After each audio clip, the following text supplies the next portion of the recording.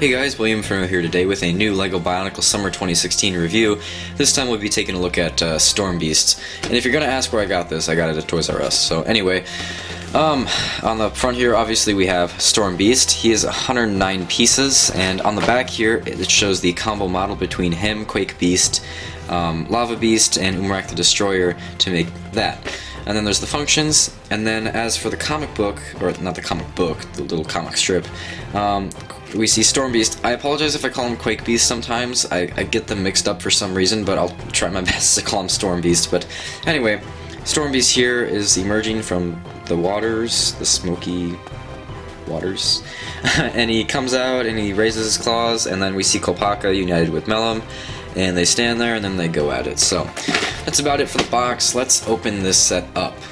Okay, so here we have an instruction booklet and 2 bags of parts. So let's take a quick look at the instruction booklet. Of course, it starts off with the instructions, because what would it be without them? And then in the back here we have a poster for the Summer 2016 Bionicle Wave, and then we have the enlarged version of the comic. Then we have a nice picture of the combiner model between, again, Quake Beast, Lava Beast, Storm Beast, and Umrak the Destroyer. Fortunately, Akimu the Mask Maker does not get included in the combo model.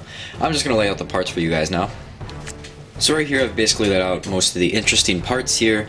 So starting with these, you get 3 4-long, I'm going to call them Metro Blue or Dark Blue or Navy Blue, whatever you want to call it. You get 3 Metro Blue shells, which is really nice to see that color come back again. And then for the upper headpiece of Storm Beast here, it's again the Metro Blue with the melded trans neon green. I'm gonna call it trans neon green since it gives me a greenish color more than a yellow. But anyway, yeah, that's I like it. It looks pretty cool. The color combination is really nice, and I'm happy that it goes with this. This is nice to see. Anyway, and we have the Kopaka's infected mask. Now, you would think that I would probably get tired of the infected mask gimmick back again, and I sort of am, but at the same time, I'm really liking how these masks are turning out. They look really, really cool. Can't wait to open up Tahu's and see how that looks, but Onua's really impressed me, and again, the molding process just looks so cool. I like how the trans color sort of went into the little eyepiece, their little binocular type thing. That's really, really cool. Another trans neon green stuff, we do have this Bionicle inner headpiece that is completely trans, which is interesting, and we did also see it in Quake Beast, sorry. Then you get 6 of these skull spider legs in trans neon green. This is nice to see. We have only had them in gunmetal and trans orange, and now we have them in trans neon green, which is really nice color to have them in. We have these 2 new armor shells. These are like the crystal-like spiked jagged pieces that connect through a ball joint.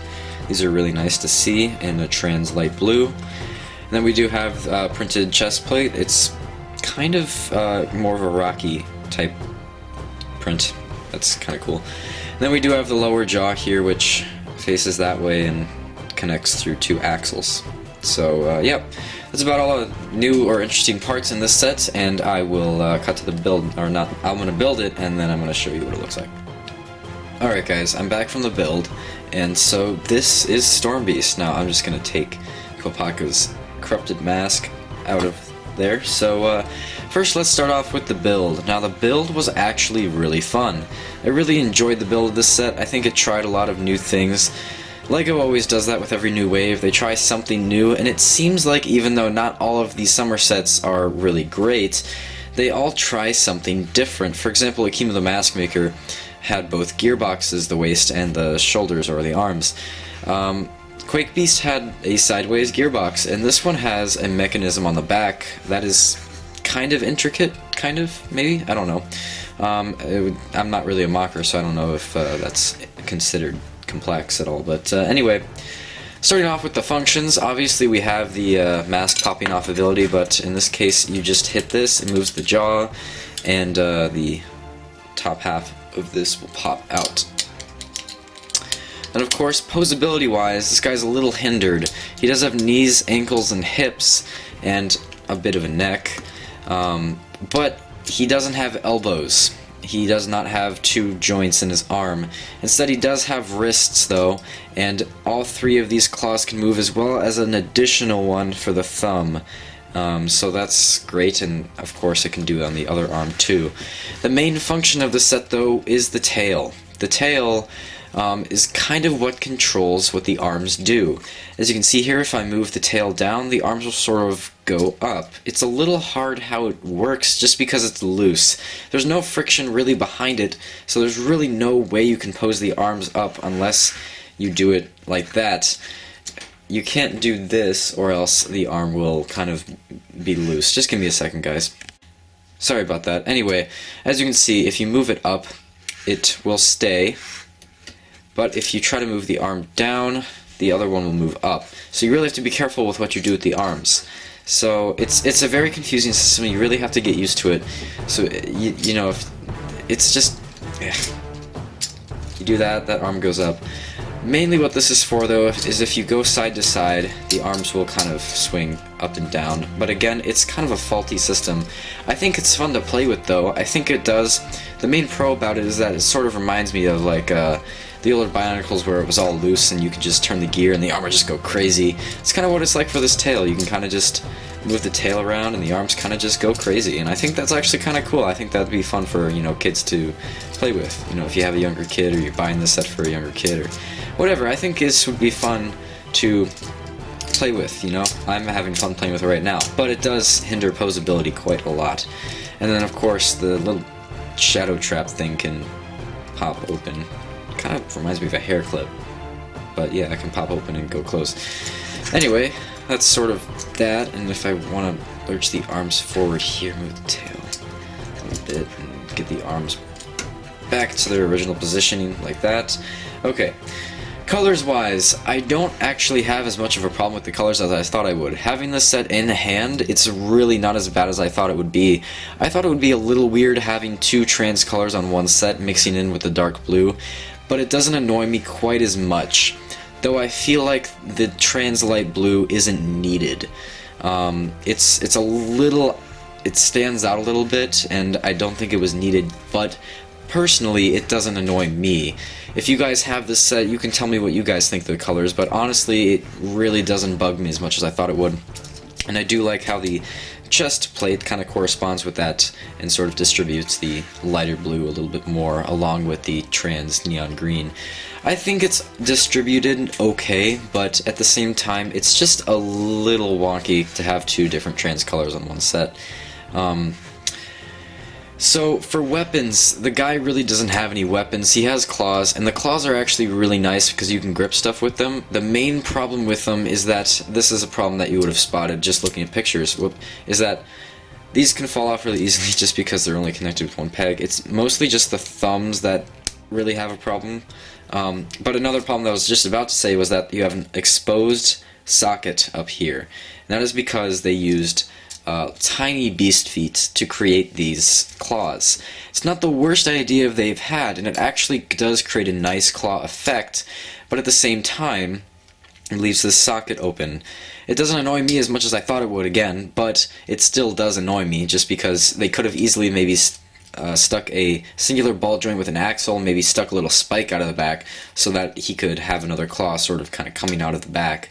But they didn't, and they could have. And, you know, with LEGO, it's always they could have, but obviously they have a budget, and they have parts they can use and parts they can't use. So, anyway, it's one problem with the claws and such. The next is the tail. Now, the tail isn't really a tail when you add it to this function. I don't really like the shadow trap on the back. It's a little weird, and I don't think it looks great as a tail. But at the same time, I do like this function. I wish it had a little bit more of, I don't know, what's the word I'm looking for? I just wish it worked a little more smoothly. You can't really, you just kind of have to go with what the arms will do. But the tail could be considered a weapon, and I guess you could stick Kopaka's mask in there if you wanted, but I don't really like it on the back here. It just looks a little weird. Not to mention, this tail also, when you hook it up to the arms, it creates this huge just craziness of Technic on the back. And it looks a little weird from the back. and that is one main problem with that. But from the front, I'd say it looks okay. Another problem with the tail is it might weigh down the set sometimes depending on what pose you have him in. And the legs are obviously a nice design, but doesn't really work out because they don't have a lot of stability to them. I do like how they added a little bit back here. Sorry, the tail's just flopped. I do like how they added a little bit back here on the feet, so it would have a little bit of stability, but the skimpiness of these lower legs does sort of take it away. I do appreciate that LEGO is trying to create more complex designs in their legs, but unfortunately, although it's nice to build and it's nice to see them doing that, it doesn't turn out as very well at all. It leaves the legs looking kind of skimpy. I guess at this point I'm a little bit used to it, but you know, it could be done a little bit better. Overall, I think Quake Beast is a decent set, but I'll give you my overall thoughts after I show you what this mask looks like on Kopaka. Alright, so there's Kopaka's head, and let's put the mask on. Something I do notice about this mask, though, is that it doesn't have a peg in the scope there. As you can see, in this mask, it does have a little peg there, but for some reason, for this one it doesn't, and I guess you could add one if you wanted, but just to let you guys know, it does not have a peg that goes in there. Of course, this is meant to kind of clash with the color scheme just because it's infected, but I still think that looks sick.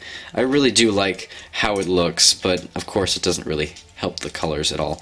I'll let you guys decide whether you guys like it or not. It's not really my decision at all. So yeah, it's kind of it.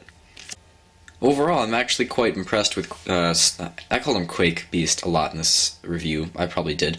Overall, I'm pretty impressed with Storm Beast. I don't think he's as bad as I thought I would think he would be. That is a weird sentence. Anyway, I do actually like him, and that is a surprise to me because I thought I wouldn't like him. But he's not bad, and I actually think he's worth the $15. I think he, in my opinion, satisfies me a little bit more than Quake Beast and the Kimu the Mask Maker, but overall it's definitely a set that needs improving. The function is fun to play with, but it doesn't provide any stability and actually takes stability away, along with the skimpiness of the legs, a little bit of a wonky color scheme, but overall, honestly, I think this is a pretty nice set for 15 bucks. I'm gonna give it an 8 out of 10. I think it's an okay set, and again, it satisfied me more than I thought it would, and I would recommend you guys pick it up too. Anyway, that's it for this review. I'll see you guys next time with Lava Beast.